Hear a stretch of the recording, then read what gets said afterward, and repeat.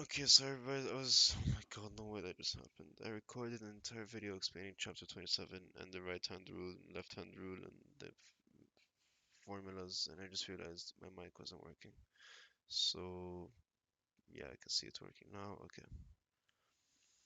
I'm going to be going over the formulas first, then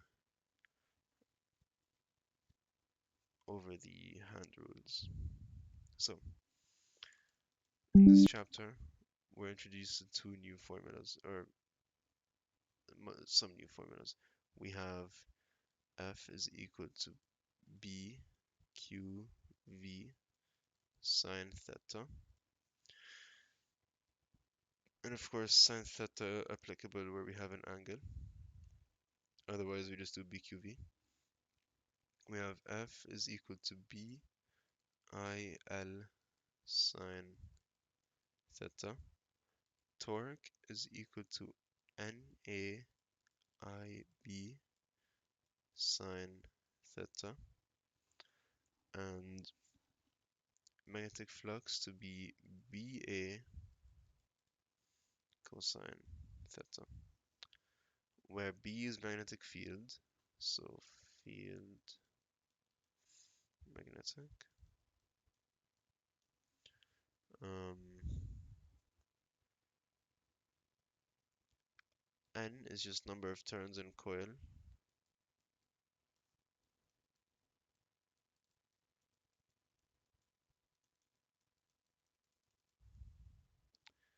and this is magnetic flux. I'm just going over the ones that are I'm going over the symbols that are probably new to you guys, so yeah.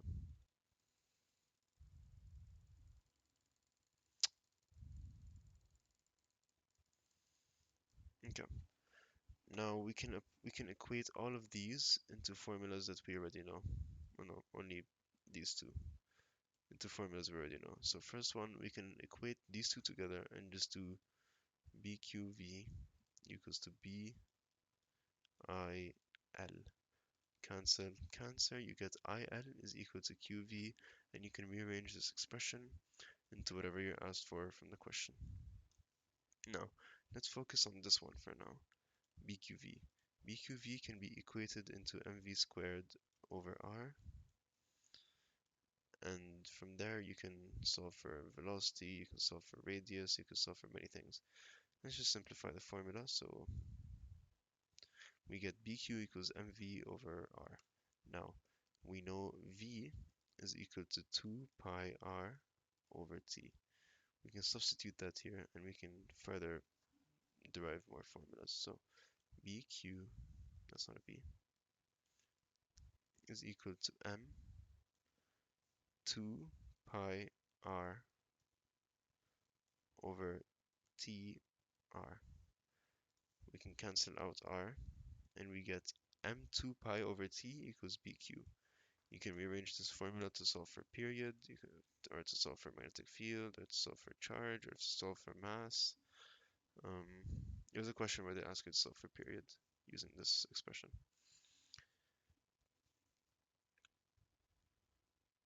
The same can also be done for BIL. So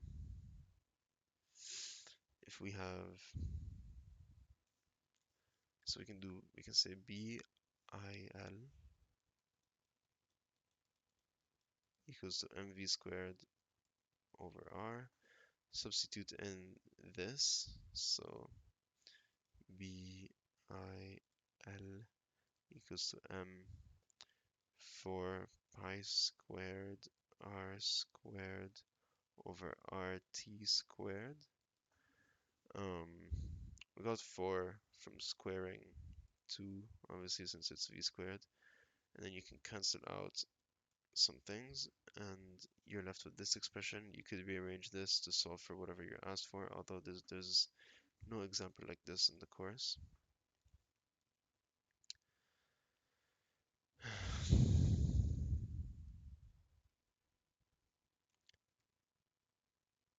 There's also BIL equals to mg, where you could rearrange this to solve for whatever you're asked for. So you could be asked to solve for B, magnetic field. So B could be equal to no, sorry. B could be equal to mg over Li. I'm giving you this example since there is a question in the course where you're required to solve this by substituting a value that has mass per length, which I believe is this question here. Yeah, okay. Um, you can also rearrange this expression obviously to find the mass or the length or the current. Okay, what else? You could also apply BQV equals mg since it's a force, so mg equals BQV, and you could rearrange this expression to solve for whatever you might be asked for. We also have, okay, we know force, electric. So these are magnetic forces, right? These two. We know the electric force is equal to Q times E. We can equate these formulas together. So Q E equals to B Q V. Cancel Q, so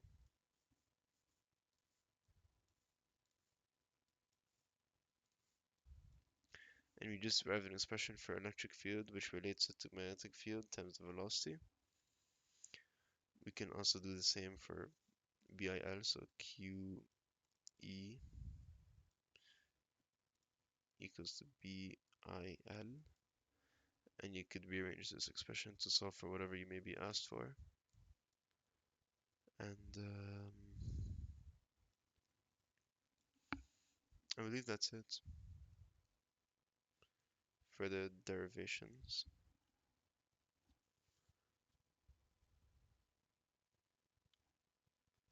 Yeah, that's it.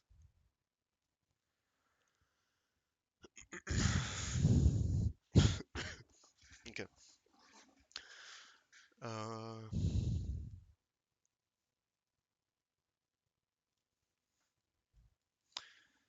Theta in this case, so for this formula, theta is going to be the angle made between the magnetic field and the v, so the direction of velocity. Theta here is going to be the angle between the magnetic field and the wire. Here L represents the length of the wire. Here theta represents the area, the angle between a line perpendicular to the area and the magnetic field. And same goes for this theta. Theta is the angle between the magnetic field and the line perpendicular to the area.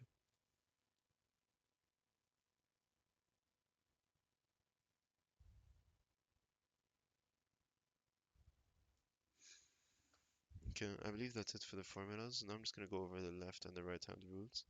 So you have the left hand rule, which is used when you have a negative charge, so an electron or a negatively charged ion. And you have the right hand rule,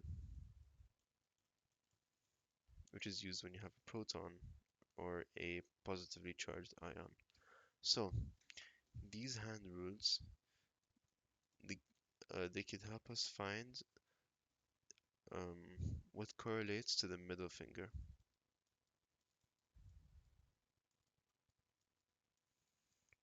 Which might be, which in our two cases could be magnetic field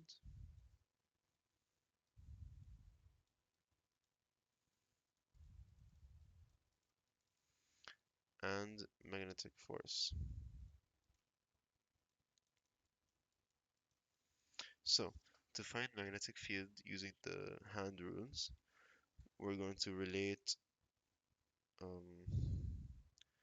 the force to our thumb,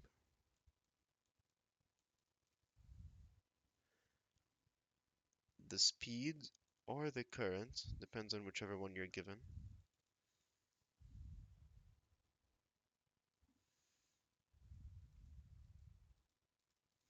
to our index, and the magnetic field to our middle. which is what we're going to be finding.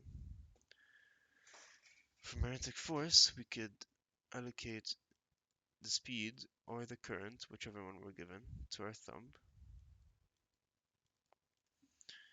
The magnetic field to our index, and obviously the force to our middle, because that's what we're going to be using to find. This is the finger we're going to be using to find the direction of the force.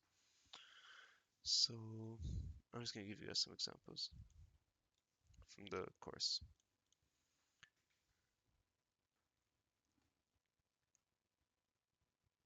So here they told us a wire carries a steady current of 2.5. A straight section of the wire is 0.6 meters long and lies along the x-axis within a uniform magnetic field. Now, before I solve this question, actually, I'm just gonna draw an axis of what the three.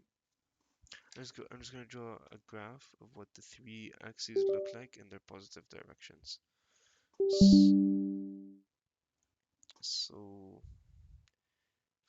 we have the x, the y, and the z axis, and they're all represent in vector notation. They're represented as I, j, k, where positive I would be the positive direction and negative I would be the opposite to the positive direction, so the negative direction.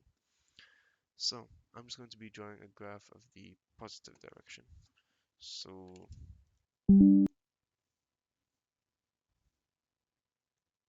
that just okay, I just removed everything. Hello. Um,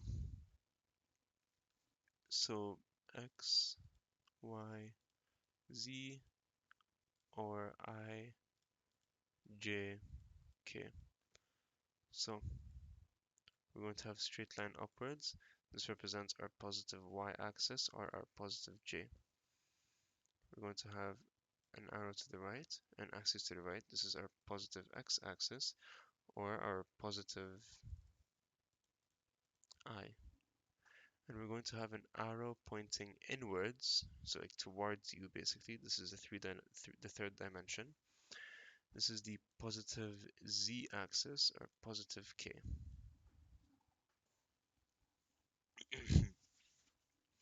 Of course, negative j would be in the opposite direction, negative k would be opposite direction, and negative x would be in the opposite direction. So let's get to solving.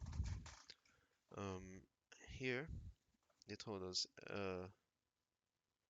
here I'm going to apply the right hand rule since they didn't specify if it's negative or positive. I just like to assume it's positive and apply the right hand rule. So here what are we finding? Here we're finding magnetic force, so we're going to be applying VBF or IBF, in this case IBF since we have a current. They gave us the direction of the magnetic field to be K.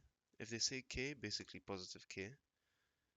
So it's going to be positive K, so it's going to be in this direction here. And they told us current is in the positive x direction, so current is going to be pointing like this. So now we can start solving. So if current is to the right, so V is in this direction, magnetic field is towards us, it's towards the positive K. Let me just, okay. Current is in this direction, magnetic field is in this direction, therefore the magnetic force is going to be negative J, pointing downwards. So if you look carefully, the answer here says negative and J. So that's correct. Let's solve another example. There's a tricky example in the course. I like it. Here, this one. So here they ask us to find the magnetic field. So we're going to be applying FVB or FIB. Here, since it's magnetic field, I'm going to apply FIB. So Let's take a screenshot of the question, try to solve it. So, what are the magnitude and direction and the minimum magnetic field needed to lift the wire vertically upward? To lift something, you need to apply a force on it. Therefore, the force is in the positive y direction. So upwards, positive, or positive j. And they told us that current I so the current I is to the north. So we know north, south, east, and west. So what is the magnetic field direction? So here, I'm just going to apply right hand rule. So the force is upwards. Wait, I hope you guys. Okay, force is upwards, and they told us that the current is to the north. So wait, let me just turn on the lights in my room so it's easier to see. The force is upwards, the current is pointing north, therefore the magnetic field is going to be pointing west, or to the left, or to the negative y direction. I hope you guys can see this properly. Wait, I have an idea. I'm going to solve that again just in case. So, force upwards, um, current pointing north, therefore the force is going to be pointing to the left. So negative y direction or negative j.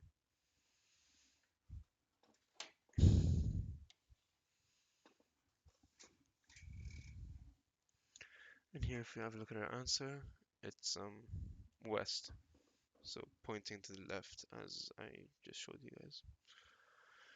This is just a brief overview of chapter 27 required for our periodic. I hope you guys benefited from this, and good luck in your exams.